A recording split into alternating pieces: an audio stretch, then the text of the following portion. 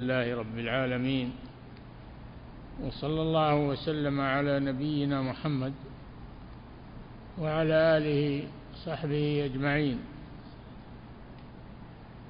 الصيام هو الإمساك عما نهى الله عنه، وقد يكون هذا الشيء الذي أمسك عنه الصائم مباحا في غير الصيام كالأكل والشرب ونحو ذلك من الأمور المعتادة، فهذا صوم عن المباحات في وقت معين ووقت محدود. والنوع الثاني الصوم عن المحرمات من الأقوال والأفعال والتصرفات الخاطئة والظلم والعدوان، وهذا يجب الصوم عنه دائما وأبدا في كل الحياة. يصوم عما حرم الله دائما وأبدا، وأما ما أباح الله كالأكل والشرب فهذا يصوم عنه في الوقت الذي حدده الله سبحانه كشهر رمضان، صوم التطوع، يتركه تقربا إلى الله وطاعة له، كما في الحديث أن الله جل وعلا يقول: الصوم لي وأنا أجزي به، إنه ترك شهوته وطعامه وشرابه من أجلي. ترك شهوته مع أهله زوجته، وترك طعامه وشرابه لأن الله أمره بذلك، أمره بتركه في فترة الصيام. وهذا أمر سهل، يعني أسهل الصيام الصوم عن الأكل والشرب، ولكن الصوم عن قول الزور وعن الشتم والسباب والغيبة والنميمة هذا صعب على كثير من النفوس لأنها معتادة له، فهي تبادر إليه دائما وأبدا.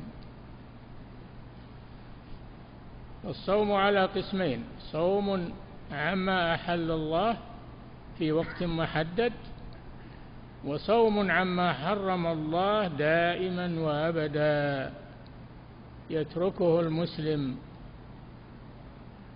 يصوم عنه، يصوم عن الكلام المحرم، يصوم عن النظر المحرم، يصوم عن السماع المحرم كسماع الأغاني والمزامير وغير ذلك،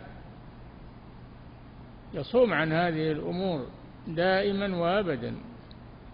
يصوم لسانه، يصوم سمعه، يصوم بصره عن ما حرم الله سبحانه وتعالى دائما وأبدا.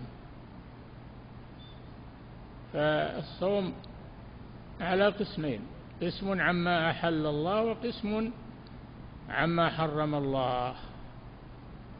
ويجب على المسلم أن يصوم عما أحل الله في وقت الصيام الذي حدده الله، وأن يصوم عما حرم الله دائما وأبدا ما دام حيا، إنه يصوم عنه. فهذا هو الصيام الذي أراده الله سبحانه وتعالى.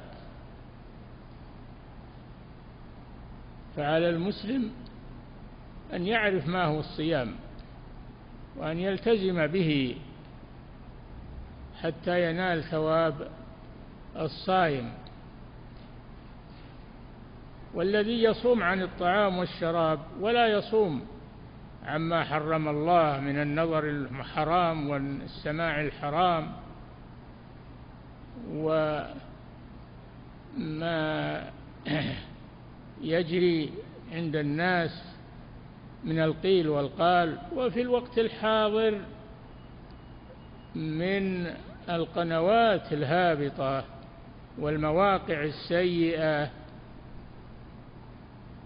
التي تجر على الناس أمورا شريرة من تجتلبها من هنا وهناك، تعرضها أمام الناس، تعرض أمامهم المحرمات في هذه الشبكات، فهذه يصوم المسلم عنها دائما ولا ينظر فيها ولا يدخلها في بيته ويبتعد عنها، لأنها حبالة الشيطان، يبتعد عنها دائما وأبدا ويبعد عنها أهل بيته وينهى عنها إخوانه المسلمين.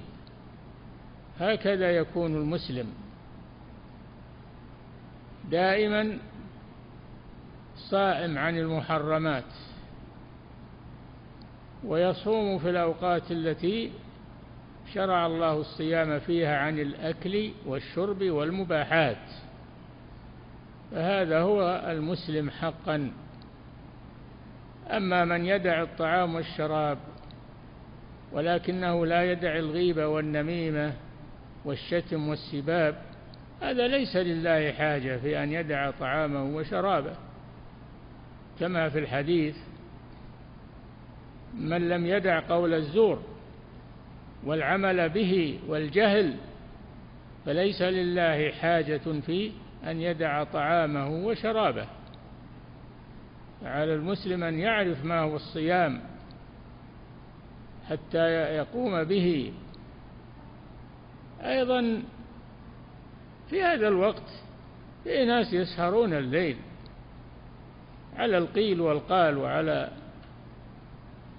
ما يعرض في هذه الشاشات من الملهيات، وينام النهار عن الصلوات الخمس، ما يصليها في أوقاتها ولا يصليها مع الجماعة، وإنما يصليها إذا قام لأجل الإفطار، وما قام من أجلها، قام من أجل الإفطار، فيتذكر أنه لم يصلي فيصليها في غير وقتها وفي غير جماعة. هذه صلاة لا تقبل، لأنها ليست الصلاة التي أمر الله بها سبحانه وتعالى. قال تعالى: إن الصلاة كانت على المؤمنين كتابا موقوتا، أي مفروضة في أوقات معينة لا تخرج عنها إلا لعذر شرعي، فلا تخرج عنها لأجل النوم ولأجل المشغلات. لا تلهيهم تجارة، حتى التجارة المباحة لا تلهيهم تجارة ولا بيع عن ذكر الله وإقام الصلاة وإيتاء الزكاة، يخافون يوما تتقلب فيه القلوب والأبصار. قال بعض العلماء: يبيعون ويشترون، فإذا سمع المؤذن وميزانه بيده خفضه وأقبل على الصلاة. هكذا كانوا. الصلاة لها مواقيت، لها جماعة، لها آداب وأحكام، أي مجرد صلاة المنافقين، كما في الحديث: يجلس يعني المنافق يرقب الشمس حتى إذا كانت بين قرني شيطان قام فنقر 4 لا يتم ركوعها ولا سجودها ولا الطمأنينة فيها ولا يذكر الله فيها إلا قليلا. هذه صلاة المنافق، نسأل الله العافية. أما صلاة المؤمن فهي مرتبطة بالجماعة، مرتبطة بالوقت، يصليها في وقتها ومع الجماعة. هذه الصلاة التي فرضها الله سبحانه وتعالى، ولا ينام عنها أو ينشغل عنها بأي شيء. الصلاة ما ينشغل عنها بأي شيء، يترك الشيء المباح والبيع والشراء والوظيفة والدوام الرسمي، يتركه ويقبل على صلاته حتى يفرغ من صلاته ثم يعود إلى عمله. هكذا المؤمنون.